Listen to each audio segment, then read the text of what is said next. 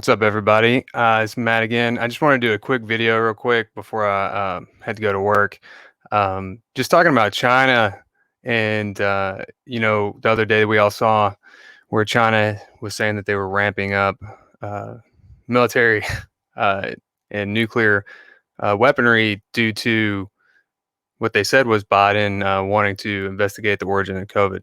So I just started thinking about it, did a little bit of research, and what came to mind. I'm sure there's tons of other people that have talked about this, but in case you haven't been thinking about it, here's just a few things that I've kind of come up with, and I think it's more so. I think that it's too perfect timing for them to be blaming their military actions on COVID and investigating that whenever as we've seen in Hong Kong, they've stripped Hong Kong of all their freedoms that they used to have, and according to John Cena, uh, Taiwan is actually a rogue province to the CCP. So, with that in mind, what I was thinking about is the fact that Taiwan, specifically the TSMC, the Taiwan Semiconductor Company, they uh, they actually produce about 30% of the world's chips. Okay, there's Intel, Samsung, and TSMC, but the thing is that's where we get our most advanced chips. We during the shutdown, we started having shortages of chips because we were buying so many electronics. So basically, every electronic that we create has to have these chips. Um, so I just wanted to bring up a few things, talking about that specifically. It just sounds like that's probably their target. They're ramping up things, so if they were to get involved, taking back Taiwan, then then you know they would already have their military, ready to do conflict like that. So anyway, let's see here what we got. Um, so while they're going to make a play for Taiwan, apparently China needs the chip production of the Taiwan semiconductor companies because they produce the most advanced microchips in the world. These chips, like I said, they're required in everything from toasters to cars to cell phones to satellites. And if we lost communication or lost trade ability with Taiwan, we would be screwed. There's no replacement in the near future for TSMC chip production. No chips, no phones, no chips for military devices, especially things like the F-35, new vehicles, weapons, electronics, all that. So about TSMC, let's see here. Um, just real briefly, this is the article I'm talking about. It's from Newsweek, where China is actually talking about increasing their nuclear proliferation uh, rapidly.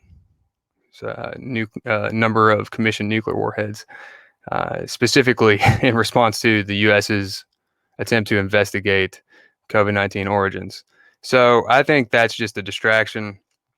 Um, so back to TSMC. Um, TSMC can produce about 13 million of these 300 millimeter wafers that are made of silicon, and those wafers are then used to create chips for everything else that we need, like cell phones and stuff. So their product is using about 1 billion products every year. Okay, so let's see here. There's an article talking about so companies like Qualcomm, AMD, Nvidia, and Huawei, they all produce these electronics every year, but they have to have these processor chips, and these chips are super tiny. Okay, so um, the nodes that they're creating for these computers and electronics they can be 2 to 5 microns. Okay, um, so a virus is between 10 and 100 nanometers. These chips are about 10. Okay, just for another reference, the ribosome inside your cell that produces proteins, which is what your body's using to create those spike proteins from the COVID vaccine. Those ribosomes are about 10 nanometers, so about the same size. That's about how small that these nodes on the chips can be. So it takes about, let's see here, takes about $20 billion to create a factory. At least it says 20 to $50 billion to create a facility able to produce chips in general. Uh, TSMC, however, is able. They're, according to another source, they are 10 to 20 years ahead of Chinese chip production. China does produce chips. They're one of the largest manufacturers and consumers of chips. But the difference is companies like TSMC, they're so specialized. Their whole economy, the whole country is focused on this. In the United States, people go to college because they want to, or a lot of tech people go to college. They want to have a startup, like a tech startup, but they're just mostly doing applications, things like that. In Taiwan now, however, people want to work for uh, semiconductor companies because that's the most attractive and lucrative job field that they have. So anyway, it takes about $20 billion to create a factory capable of producing these chips, and according to Bloomberg, the factories are then obsolete in about 5 years. So the profit margins are super slim and requires super advanced logistics and 24/7 production to make it profitable. And they've been doing this. They're by far the best at doing this. So there's only 3 companies in the world that have been able to achieve this balance of production, ingenuity, profitability. TSMC, Intel, and Samsung are the top 3. Samsung, however, typically produces more memory chips, so they're not on the cutting edge of producing custom chips. Like the custom chips that we're talking about, whenever Apple designs a new product, they design the chip, but they don't produce it. They have a computer design for the chip, which is why your iPhone says, designed in California at Apple and then produced elsewhere. So they send the chip diagram or whatever platform to like TSMC, and then TSMC produces on large scale. Let's see here. Yeah, companies like Apple and Qualcomm, they're doing this on the atomic scale, remember? So, and they have a crazy ability to do it quickly and reliably. Let's see here. About 30% of the most advanced chip production in the world is done by TSMC. Samsung, for example, announced that they're investing in 2019, investing $116 billion in chip production. But however, again, they're not specifically focusing on these custom kind of chips. Okay, they're still more focused on larger chips and chips for memory. Let's see, another 20, and people have seen the Intel's produce, or they announced $20 billion investment in March of this year they're going to produce or they're going to start producing chips. But again, these factories take several years to build, even if they started building it today and started pouring money into it. So if they started today, it'd be 3-4 years possibly before they have a factory able to produce these chips. And not only that, they don't have the logistics or the knowledge of the business model and the functioning to be able to just hit the ground running and producing, over 30 million wafers, let alone the chips every year. So we produce a lot of semiconductor materials, raw materials. And as many of you know, Trump's super America first. So as am I. In 2019, they announced that they started banning and restricting trades with Chinese semiconductor companies in order to, it's for national security issues. So Huawei took a huge hit from that. Let's see. No. Yeah. So Huawei took a huge hit from that, and actually, it's funny the Biden administration actually extended that sanction because Huawei is getting pretty big, and they don't have the trade secrets and they don't have the ingenuity to produce these next level chips. So they can produce old school chips, but to be on the cutting edge, you have to be able to produce these new super tiny cutting edge chips, and you do it reliably. So TSMC Taiwan has they have the most cutting edge technology. So if we want to stay up to date on military and science and just technology in general, we have to our supply chain with them has to be secure. So I know TSMC is planning on opening a factory in Arizona. I think Intel is also, but again, it's going to take years for them to be able to produce these things in the United States.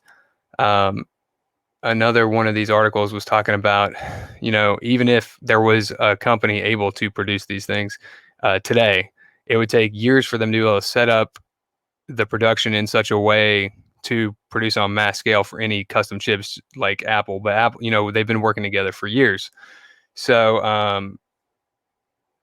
yeah, China is at the very end of the supply chain on this. You see on your electronics, it says that it's made in China. That's because China is the place where all these things go to be put together, but they don't have the know-how to be able to actually manufacture these cutting edge chips. Okay. They produce chips, like I said, but they're not anything close to what Taiwan is able to do, because again, their whole economy is set up mostly to produce these chips and be a manufacturing hub for this. Um, so yeah, I just wanted to let you guys know if China was to invade, for instance, what they claim to be um, their own territory, which is Taiwan, where they consider a renegade province, and they took over all the industry, right? First of all, they would take they would have all the trade secrets, to then understand and know how to produce these chips. Um, and also that would cut off the United States from these chips also. So think about not having any more, we had a crunch on just not the TSMC not being able to keep up with the production for cars and cell phones and electronics, especially home appliances like washers and dryers. I don't know if you guys remember, um, but it's kind of hard to find parts for those things recently. And if Taiwan was invaded by China and China took over those things again, we would just have zero. We just wouldn't be able to produce anymore. Like that would be it for however long it would take to be able to build these factories and recreate the supply line and logistics, which again, that's going to take years. Okay.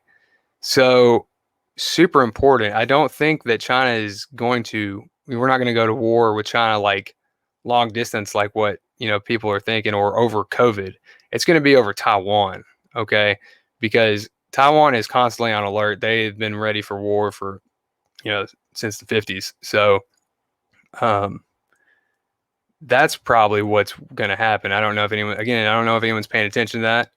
I just wanted to throw that out there. It's not specifically because they want the land. It's because Taiwan has these trade secrets about how to produce the world's best chips that China just doesn't have. China doesn't have the ingenuity. They just don't.